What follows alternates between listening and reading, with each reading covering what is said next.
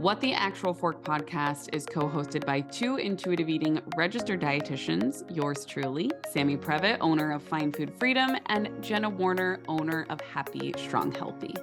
We can't stand diet culture bullshit and love keeping it real. Our mission is for all humans to believe that they are made for so much more than chasing a smaller body.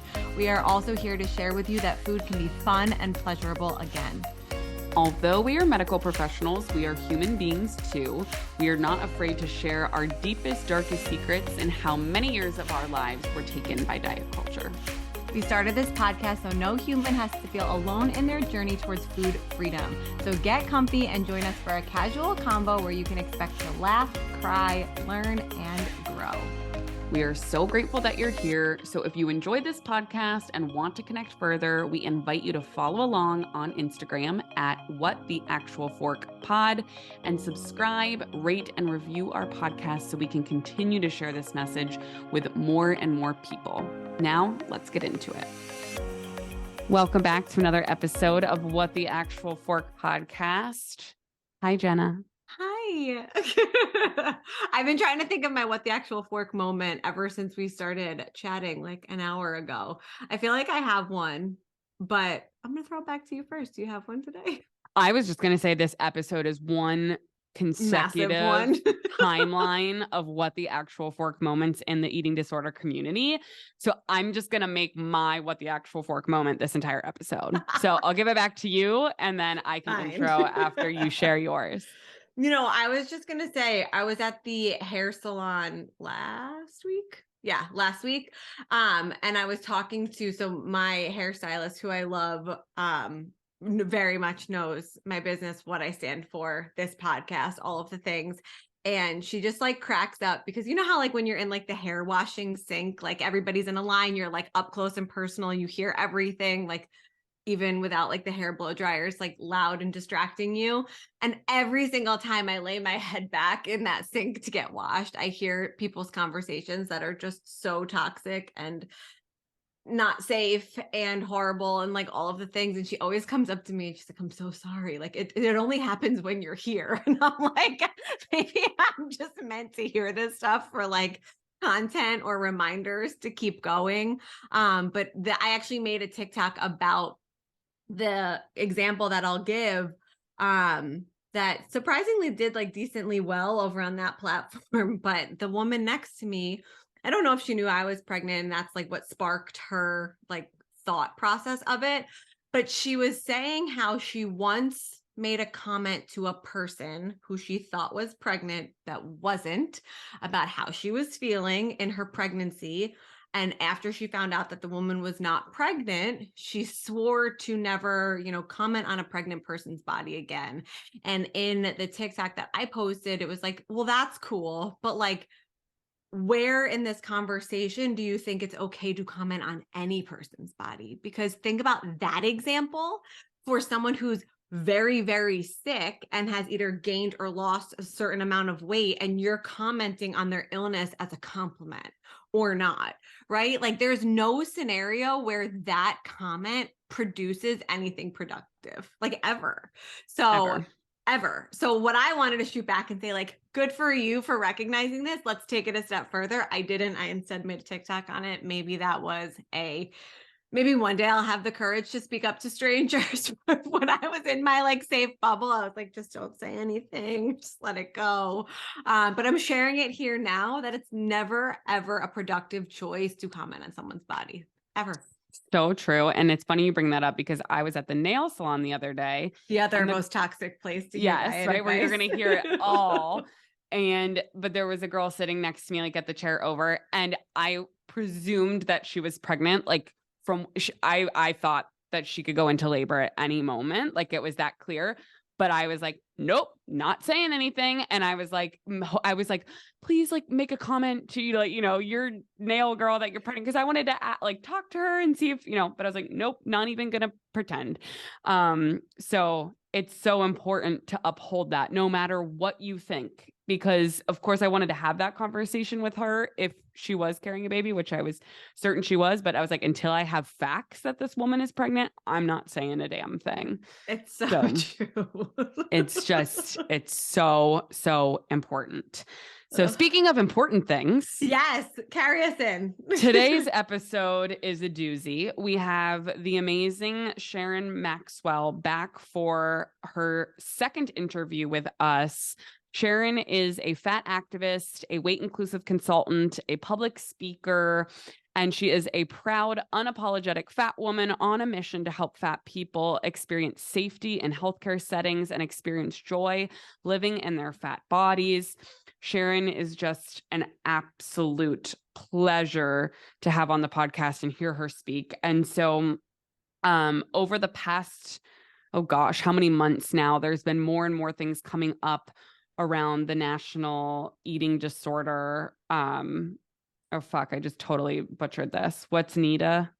National Eating Disorder Alliance. You got it. Is it Alliance? Association. Yeah, that's where it might have started. National Eating Disorder Association. Okay. So Andrea, we're going to obviously have to cut just this part. So I'll pick it up. With the National Eating Disorder Association, otherwise known as NEDA, NEDA. So of course we wanted to bring Sharon on the podcast to just share her experience, what she's been experiencing firsthand with them. So just a great conversation today that not only brings to light the harm that they cause, but then also brings to light so many helpful resources if you or a loved one are struggling with an eating disorder. And this is the first time we've ever kind of tackled, and we very lightly tackled the topic of AI chat or AI technology in the nutrition space. And I do think, Sam, that's a topic we should tackle a little bit further in future, just because I do know there are a lot of other businesses out there using AI to give out nutrition and diet advice.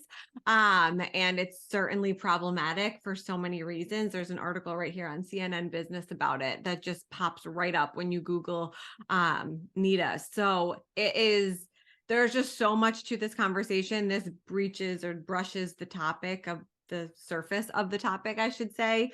And it's such an important place to start. So thank you, Sharon, and excited for you guys to hear it today. Sam, say your line. Let's get into it. Okay, Jenna, do you want to start us? Yes, sure. Take it away, girl. So today we have Miss Sharon Maxwell back for a round 2 and almost like an urgent meeting of the minds today. And I don't think I need to say anything else, except I'm so excited to have this conversation with you, Sharon. If anybody has been following her stories recently, there has been a lot that we kind of knew the last time we recorded that has come to fruition in a much bigger way since the last time we recorded, which was only like 6 weeks ago. A lot has happened. We have a lot to discuss. Sharon, thank you so much for being here today.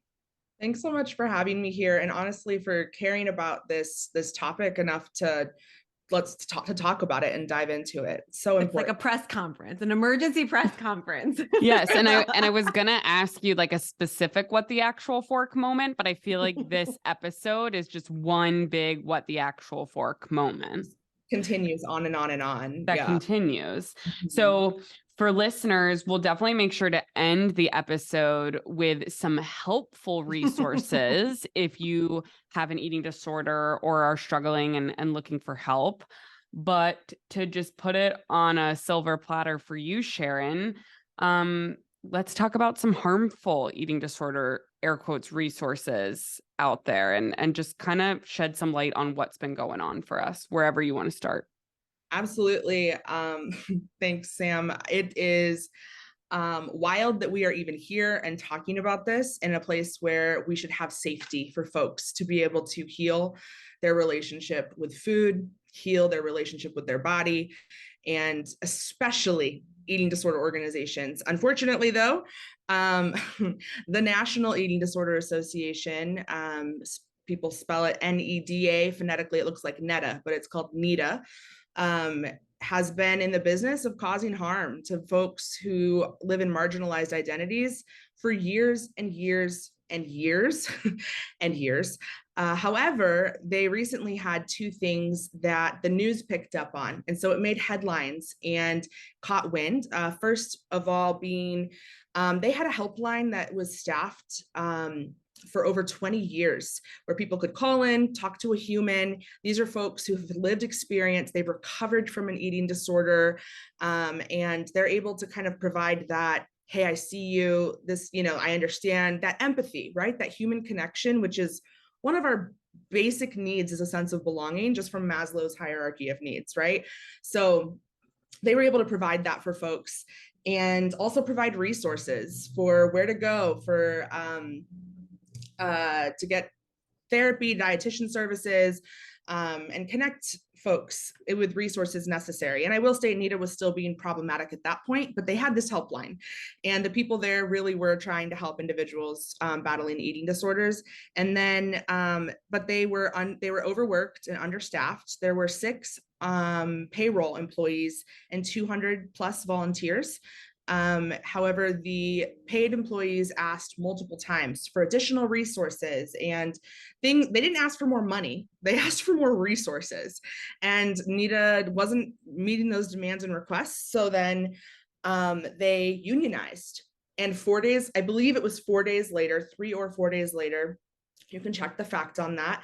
But Jeffrey Craddock, who is the chair, I believe, of the board of NEDA, and Liz Thompson, the CEO of NEDA, I'm not sure who else from the heads of NEDA were there, but I know the two of them were, fired them and told them that they would be replaced by a chatbot, which had already been on their website throughout part of 2022, but that would be the main resource that folks who come to the National Eating Disorders website would be able to utilize as a resource. Now, this chatbot, his name is Tessa. So when I say Tessa, that's who I'm referring to. And while you take a sip here and take a break, I want to just insert something right here. And you can maybe confirm this for me, Sharon, that the original helpline, although it did have real humans who, like you said, have that lived experience, were there to validate and give empathy, they were not clinicians. And so, when someone's dealing with an eating disorder, having clinician-led groups and support is so important. And we can check this and bring it back, but the Alliance for Eating Disorder, their hotline is 100% clinician-led. Is that correct? Yep. I was just about to say that as soon as you asked the question. Yeah, the National Alliance for Eating Disorders has a helpline 24/7, 365, I believe. Again, fact check that aspect, but that's what I believe I remember seeing and resharing. All therapists, licensed therapists, clinicians are on there helping folks in crisis with eating disorders. Yes. So we'll just add that little nugget in there of, if you do need support, we're going to call the Alliance for Eating Disorders. But let's pivot back to this story. So like you said, right after they unionized, and take it away. Oh, absolutely. So part of this meeting was actually leaked to NPR, and Jeffrey Craddock saying that they were going to be, the helpline was going to be replaced by this chatbot, Tessa. And NEDA has since said, we never intended for it to replace. This has long been in the works. Their words are recorded and said that. And so union busting is illegal. And so, of course, it made headlines. And then I have been actively speaking out against the harms that NEDA has caused folks in marginalized bodies since they refused to take an active stance, and an immediate active stance against the AAP guidelines, which we talked about the last time I was on here, that outline how to treat childhood. I say O-slur because I believe obesity is a slur and it pathologizes fat bodies. So when I say O-slur, I'm talking about the O word, obesity. And so I've started speaking out more and more about the harms that NEDA has caused, but I also want to pause and make sure everyone knows that I am not the first person to speak about the harms that have been caused by NEDA. I had a post go viral, and then I had reporters call me left and right, and I am a person who holds privilege, who holds white privilege, who holds privilege within the LGBTQIA plus community. There are far more people who are far more marginalized than I am in there. And so there are people who are far more marginalized, who have been harmed than I am, who've been harmed by NEDA, who've been speaking about this for years. So I want people to know this is not like a new thing. This just made headlines because union busting and then the chatbot. So artificial intelligence is all the rage, right? Like we're in the birthplace of it. And so I was at home alone on a Friday night and someone canceled plans on me. And so I was lonely. And I was like, you know what? I'm going to text Tessa. And I actually, probably too much information, but grabbed myself a bowl of ice cream, a thing of wine, a cup of wine. And I was in my tub. And I had my computer and I was just chilling. And I was like, hi, Tessa, like, let's text this chatbot. And I just wanted to see like what she would say. I've heard from other folks that like she gave dieting advice or she gave nonsensical advice or things that felt invalidating. I know someone reached out, thankfully, to the Alliance's helpline afterwards, but they reached out to Tessa when they were feeling suicidal. And Tessa said, I'm glad to hear that you're feeling safe, or I'm glad to hear you're doing well. We just want to make sure you're safe, when the person said that they wanted to end their life. So thankfully, there are people like the Alliance. That individual called the Alliance right after to get support and talk to a live clinician. But I texted her, and I'm gendering her. Her name is Tessa, and that makes me feel like it's a her, but it doesn't have to be. And I said, hi. And I said, how do you support folks with eating disorders? And then Tessa went on to say, gave me 3 tips. And one said that she could provide coping mechanisms for folks with eating disorders. The second one was that she could provide resources to therapists or clinicians. And the third thing was that it could give healthy eating tips. And that as the second message after introducing herself to me that she sent me. And so for the general public, that sounds benign. That sounds like, okay, what's the problem? Like I've had to explain this to my family members so many times at this point, because yeah, sure, give someone some healthy eating tips, air quotes, like that's going to help everyone. But if someone with an eating disorder, that's how every eating disorder began, right? Looking for quote unquote healthy eating tips, and it just goes down from there. It's a slippery slope. And then the chatbot went on to tell me the very next message I asked, how do you, something along the lines of, I'm paraphrasing right now, but what are your healthy eating habit tips, something like that. And it provided me 10 tips. And it's not that far off from all of the advice Tessa gave me from what Weight Watchers told me to do when I was placed on my first non-consensual diet. Like she gave restrictive eating and drinking tips. She said to limit or like to eat certain types of foods and whole foods. And so then I asked more clarifying questions. What are whole foods? And it asked me if I wanted to learn more about counting calories or whole foods or things like that. And just so then I continued to ask it clarifying questions. And I then even said, like, this one I think was the most angering from someone who has fought so hard for my recovery, and also has fought my clinicians so hard on the fact that I cannot intentionally pursue weight loss and be actively in my recovery from my eating disorder. And I asked it, I said, something along the lines of, can I be actively pursuing recovery and intentional weight loss at the same time, something along those lines.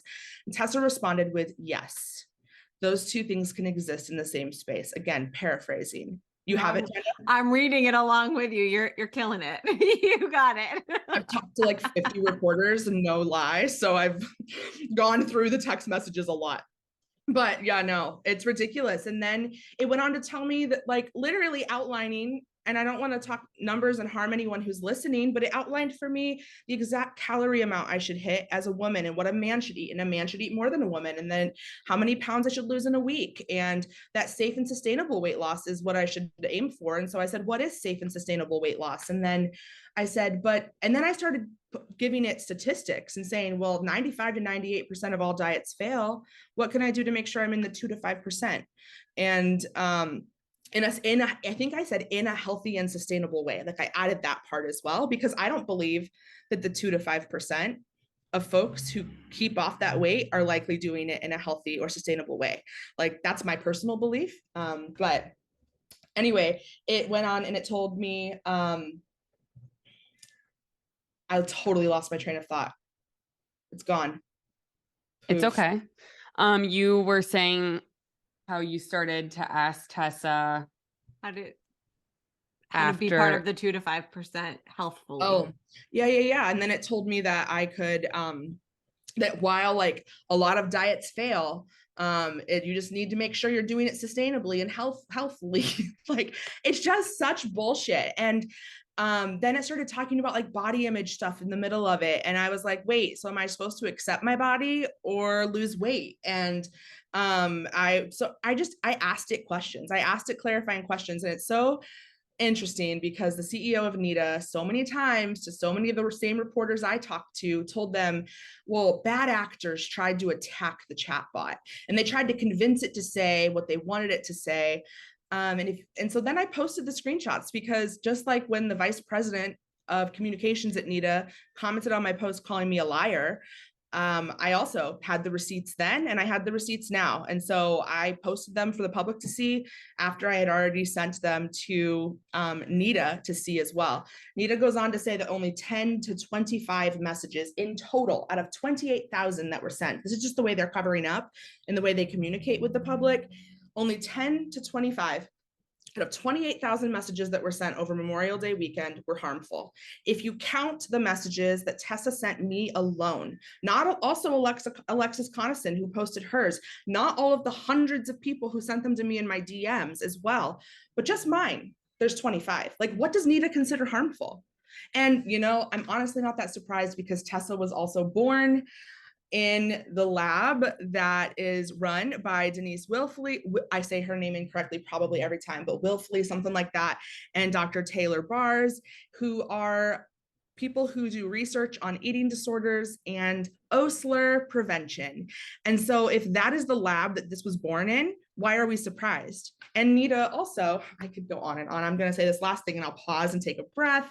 But NEDA also has come out and said that this was just, it went off the rails, right? This was a one-time occurrence, but also Monica Ostroff has come on to, I forget which, if it's Wall Street Journal, New York Times, one of them, telling them that, she's the director of NEDA, that she reached out to Liz Thompson and the heads of NEDA back in October of 2022 to tell them that Tessa was giving restrictive eating tips to folks. But this is the first time they've ever heard of it. So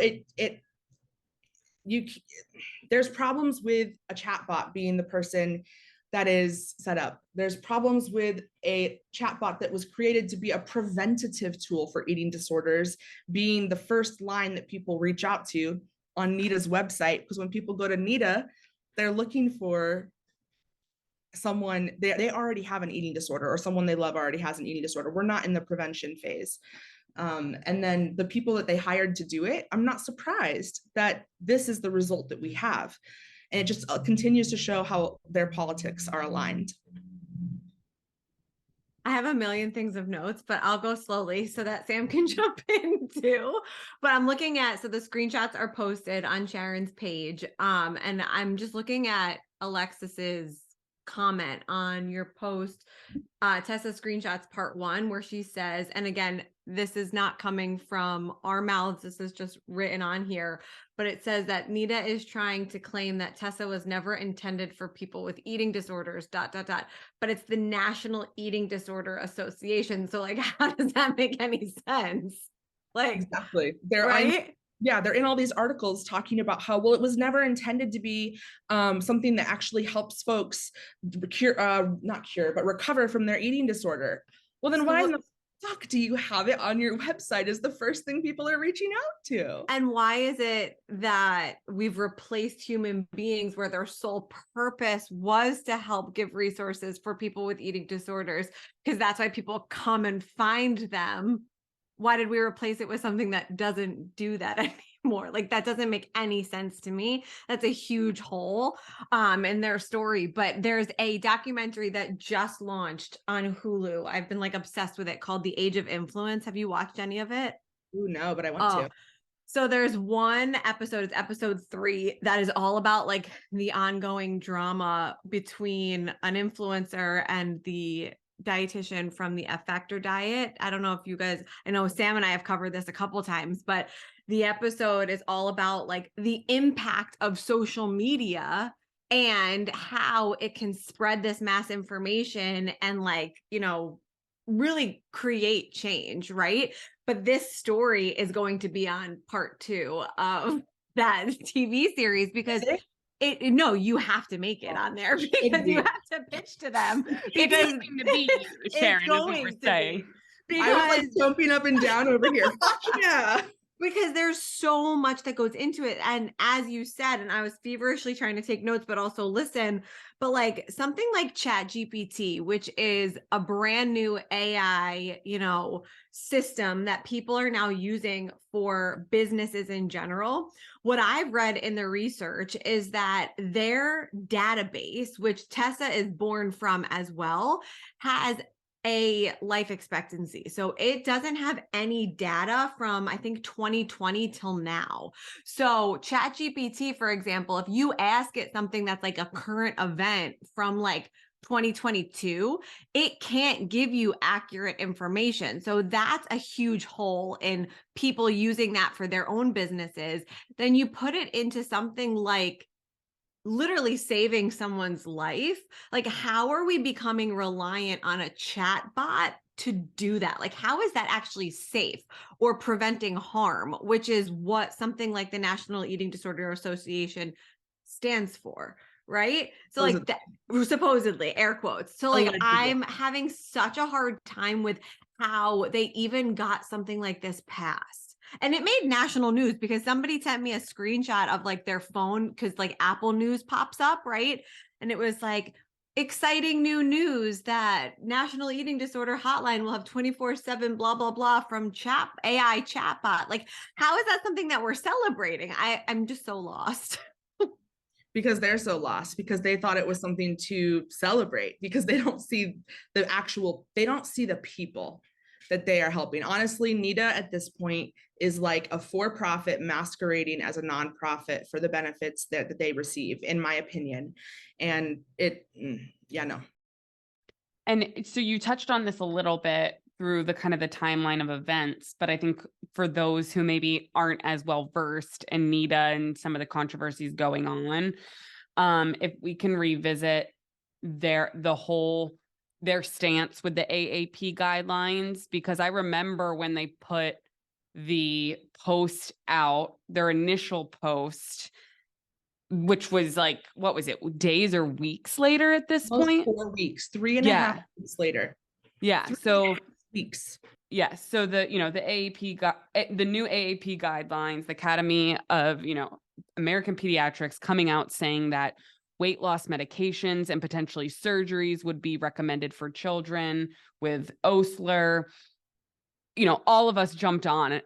Every medical professional who has like a foot in eating disorder care, right? Or anything related to chronic dieting was like, what the actual fuck? And I think so many people that even aren't in eating disorder care, that are just, whether they're pediatricians or however they work with children, were also like, what the actual fuck? But then, like you said, it took NEDA basically 4 weeks. And you might have a screenshot of what they said, because didn't they say something and then they took it down because all the professionals came onto the post and were like, what? The main woman said something like, called you a liar on your post, right? And she deleted it. That was on my the main woman has called, well, not the main woman, Sarah Chase, who no longer, apparently, according to NPR's reporter works for NEDA anymore. But right. But she has commented on a lot of people's posts calling them a liar. She called me a liar on the Tessa post, not on the other ones, but I think she called Shira Rosenbluth a liar on hers. Again, I think you can fact check that, but I know it was on several folks.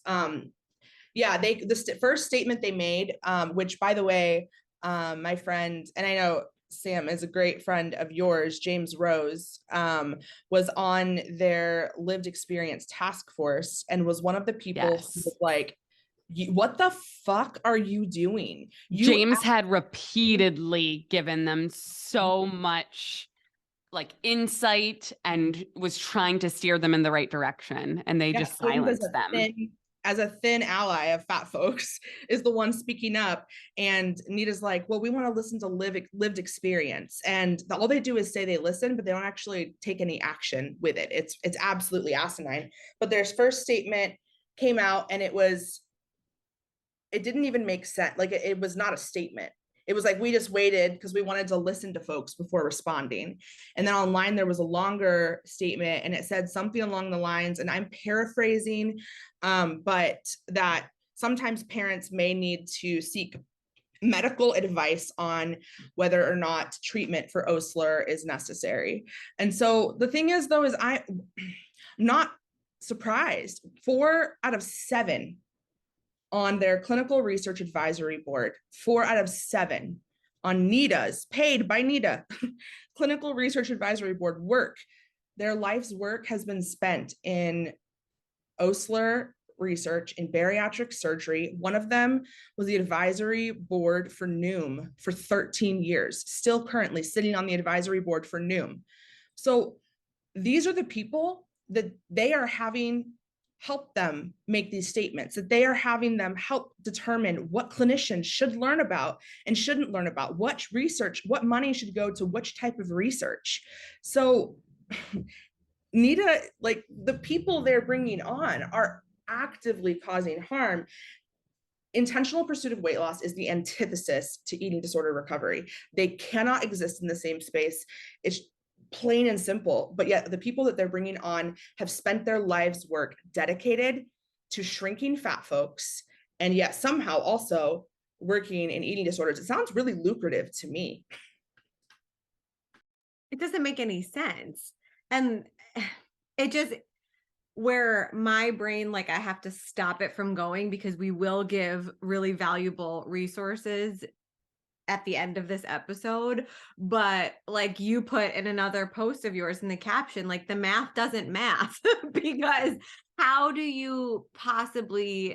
we as clinicians even feel confident giving people resources when we know that at the end of the day, something like this, like in the blink of an eye, can happen? And like, that's really scary when all of us on this screen and so many people within our communities are working so hard to change this narrative. Like, people that don't follow you or this podcast don't know how harmful NEDA is. And there's so many vulnerable people that could be like, I'm really, really struggling. Let me Google search eating disorder help. And because of the money behind NEDA, they come up first, right? Actually, let's test that right now. SEO, no, absolutely. Every single time their SEO is the highest. I typed in ANAD yesterday, which is another organization. I typed in their name of their organization and NEDA popped up first. That's how great SEO is. NEDA comes up first. I just typed in eating disorders and they're the first thing that come up.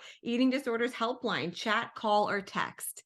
And like that's like that's really scary. Ugh. It's really scary.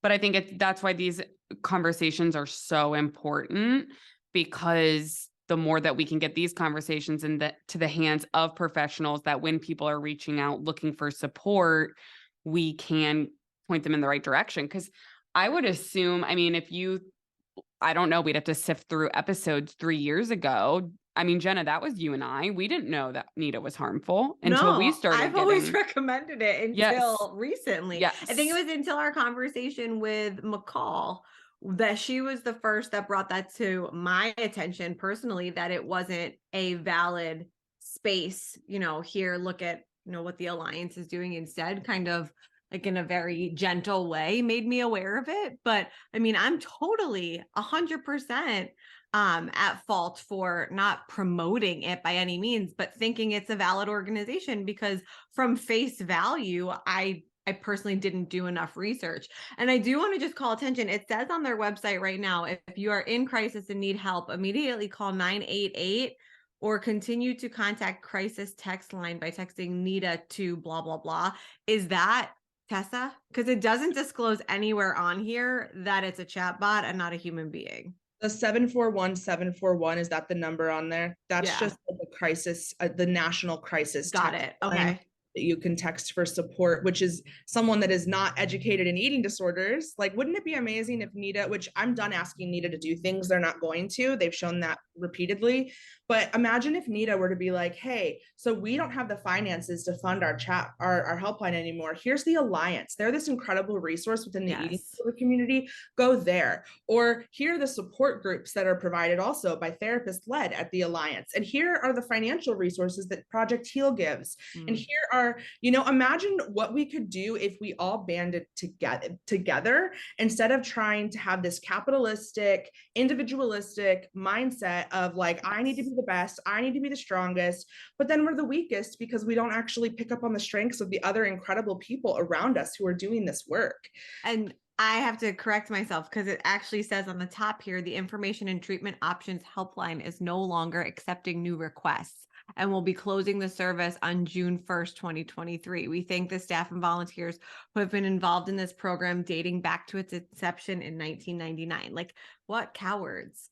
But when you look at their Google, you just search it on there, it says call or text. Like, they haven't even fixed that aspect yet. Right. But then you say it when you click on their actual website, but still. That is so wild to me. Like, we're just putting somebody who's finally like maybe saying for the first time, like, I need help, let me see what I can find, and giving them nothing to help them.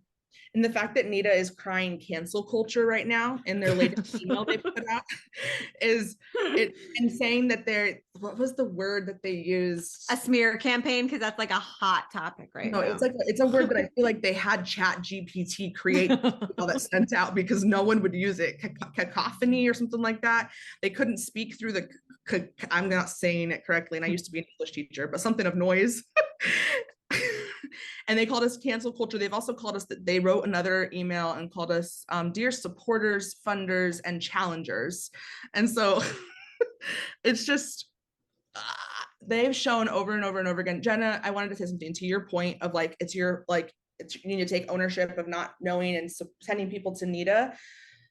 NEDA has the greatest SEO. When you look as a professional and when you look at research studies at the bottom, they provide resources and NEDA's the first one. So the system is fucking broken and you were doing the best that you could with the information you had at that time. I was actively supporting NEDA, speaking for NEDA, being tokenized and harmed by NEDA.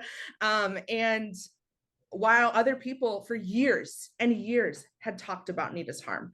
So I think we don't know until we tell each other and until we provide the resources and the support to these other, like, I'm all about dropping NEDA and redirecting our support to these other eating disorder organizations. Are they perfect?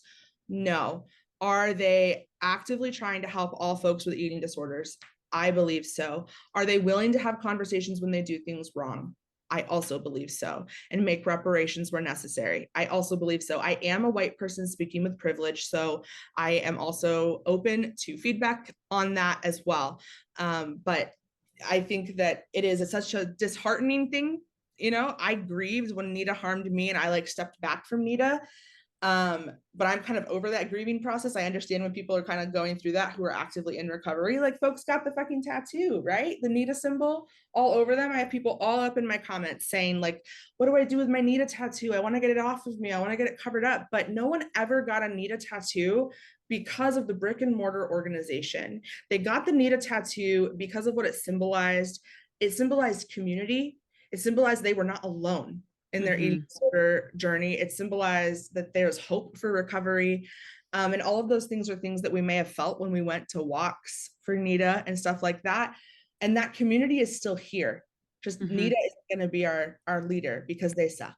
It's like giving very cultish vibes, that book. I haven't actually read the whole thing, but I know that that's a lot part of it. And I'm now just scrolling NEDA's Instagram post where they turned off comments on June 7th. How convenient, correct? Just basically saying that Tessa was not being used as it was intended to, but that it's a preventative program, blah, blah, blah. It's very, you used the perfect description of it before we pressed record, but their cover up and their response to being called out or in, however you want to say it, is giving so much Darvo vibes. It's wild. Classic abuser tactics. Like, Yes, that's wild. what I have written down here. I circled like how they're saying cancel culture, right? When it's like, how many times have people probably come to them, thousands, to state how they made them feel, right? How they harmed them. And all of us professionals are saying like, hey, NEDA, all like, I mean, they're kind of past this point now, but like all you got to do is say, we fucked up. Like, you still have so much power, but can you come together with all of us and we can all lift each other up and get people the help and resources they need? But they can't do that. But like, also they laid off people that have been working with them since 1999. It says that right on their website. And right here it says NEDA now has a full-time dedicated staff person for this work, which is to make sure that the Tessa incident doesn't happen again. What happened to all of these incredible people that gave their time for very little money to help other people? Like, they clearly do have the funds. I believe that so there were 6 employees, 4 unionized. The other 2 were like supervisor roles and stuff. And so one of them, I believe, if I have this correct, is the person that's now heading up the chatbot. So they didn't hire anyone new. They just let go of those 4 people. But it doesn't take away from, but that it doesn't take away from it at all. Okay, so where do we go from here, right? Because people that listen to our podcast are overcoming, chronic dieting. Maybe they have a family member, maybe they had an eating disorder, maybe they have an eating disorder, maybe they think they have an eating disorder. So let's talk about some of the resources. Like you said, nobody's perfect. And all of us here can agree that we've been called in kindly, or, professionals have come to us and say, hey, I think you missed the mark on this. And that's how we grow and evolve. So what are some of your favorite eating disorder resources that you can share with our community? Yeah, I have 7 that I have been Amazing. Because I think that we're the best when we can redistribute our funds equally, right? They all have different strengths. So the National Alliance for Eating Disorders is the one we've talked about the most on here. And just a quick overview, they have educational presentations and training days, free weekly therapist-led support groups that are nationwide virtually and in person, I think mostly in the South, Florida, and a couple places, but they're hoping to expand that this year, or looking to. They support and give referrals through a free helpline, and they give direct, low-cost, life-saving outpatient treatment to underinsured and uninsured adults in South Florida. And then we have Project Heal, which Project Heal says their mission is to break down systemic healthcare and financial barriers to eating disorder healing. Project Heal's goal is to change the systems, and in the meantime, to provide life-saving support to people with eating disorders who the systems fail. So Project Heal works with treatment centers. They work with outpatient providers and asking them to join their healer circle, where they offer free spots to individuals who are uninsured or poorly insured and don't have access to get to treatment. And they help place these individuals with a actual good eating disorder specialist. They also help people navigate their insurance. They offer some specific one-time cash assistance. And then Fed Up Collective is a trans, intersex, and gender diverse collective of people who believe eating disorders in marginalized communities are social justice issues. And so their mission is to make visible, to interrupt, and to undermine the disproportionately high incidence of eating disorders in trans and gender diverse individuals. And they do this through radical community healing, recovery, institution reform, research, empowerment, and education. They have closed support groups for gender diverse folks, intersex folks, caregivers of individuals in the LGBTQIA plus community who are also battling eating disorders. They also throw a conference, which I think they just had, and I heard so many incredible things about it, to help the eating disorder field do a better job overall. And then Nalgona Positivity Pride is another one, and that's run by Gloria Lucas. And Nalgona Positivity Pride is an unconventional eating disorder awareness organization that shines a light on the often overlooked societal factors that perpetuate unrealistic and oppressive beauty and health standards. So they offer a vital space for BIPOC individuals to celebrate and embrace their bodies and identities. Nalgona does a lot of services with education for public speaking in universities, mental health, consulting services for providers, and helping them to create diversity and not just tokenize people of color and act as though they're helping them and still only helping the stereotypical person with an eating disorder. And they take approach of harm reduction and help providers look through harm reduction instead of traditional treatment modalities. I'm getting there. I've got 3 more. Body Reborn is a restorative space for people of color with disordered eating. And I'm going to be meeting with their director. I have not met one-on-one yet, but we've talked on Instagram a good deal, meeting her in a couple of weeks. But they have a free 8-week program for people of color called the Healing Collaborative. And the program consists of 3 pillars: body liberation, peer support, and lifelong community. And they also have a hierarchical. I feel like you got it the first time. Hierarchical. I don't think I can say it either. Hierarchical. Okay, there's not a hierarchy. Hierarchical. Okay, discussion-driven conference. So there's no hierarchy at their discussion-driven conference that centers experiences of marginalized people in eating disorder care. 2 more. NEDA is dedicated to the prevention and compassionate treatment of eating disorders. So everybody has access to recovery. So they provide assessments for individual therapy groups. They have a 24/7, 365 community available. They have skill sessions available to folks to help them reach their meal and snack goals. They have presentations that they provide to clinicians. They have an annual conference where they educate eating disorder research clinicians. And then lastly is ANAD.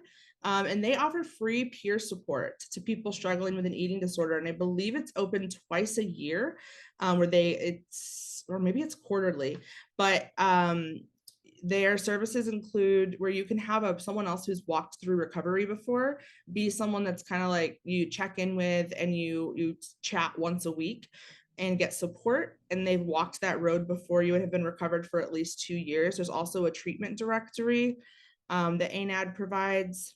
And yeah, so there's 7, and their reach extends, I feel like, so much farther than just one organization ever could on their own. So to recap just a little bit, I want to give you so much credit because of your work, along with, I know you work with a lot of other people, but really because of your work and the people that we've called out in this episode as well today, who also challenged this organization.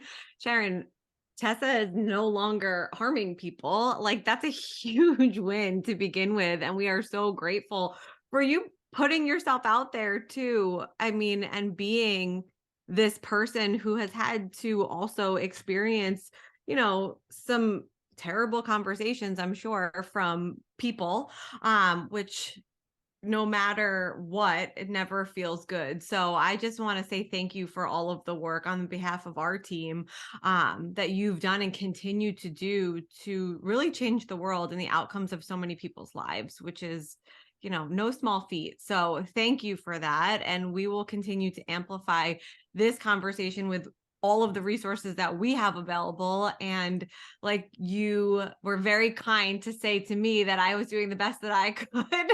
Now we're telling more dietitians, because I know we have a huge population of RDs and RDs to be that listen to this podcast, you know, to really just open their eyes to the other places and spaces that are out there that can actually help people. So thank you so much. Absolutely. Thank you for saying that. I really, really appreciate it. Someone that I heard talking about this the other day was Whitney Trotter. Do you all know Whitney? She's incredible. Also, a registered dietitian, and she was on her live the other day talking about how long she's been talking about NEDA's harm as well. And so there's just so many people out here, people of color, people in all intersections who've been talking about this, and also holding hope. Like, I want folks to realize at the end of the day that like we're fighting for community, the community that we actually have that safety. It's not about, even if NEDA cries cancel culture, it's not about that. It's about actually having safe and equitable access to a community, to care, to treatment, because I believe in recovery, and I believe that it is something that's possible, and I believe that it's powerful. And I think that we need to be able to band together to be able to get there. But thank you, Jenna. So beautifully said. So for anybody listening, Sharon, where is the best place that they can find you if they want to learn more about you? I am Hey Sharon Maxwell everywhere. HeySharonMaxwell.com, Hey Sharon Maxwell on Instagram, TikTok. I have an Etsy shop that's Hey Sharon Maxwell, all the things. So amazing. Thank you, Sharon. Thank you.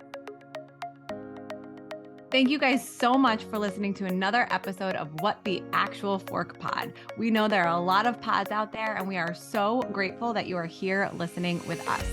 So if you enjoyed today's episode, please be sure to subscribe, like, share with all of your friends and faves, and don't forget to rate and review and let us know what you want to hear more of. The more we hear from you, the more that we can make these episodes exactly what you want. We would also love to connect with you on Instagram at WhatTheActualForkPod. We promise to continue to bring you the hottest topics, greatest guests, and the most fun you can possibly have fighting diet culture bullshit. We love you, we appreciate you, and we will see you next week for more fun.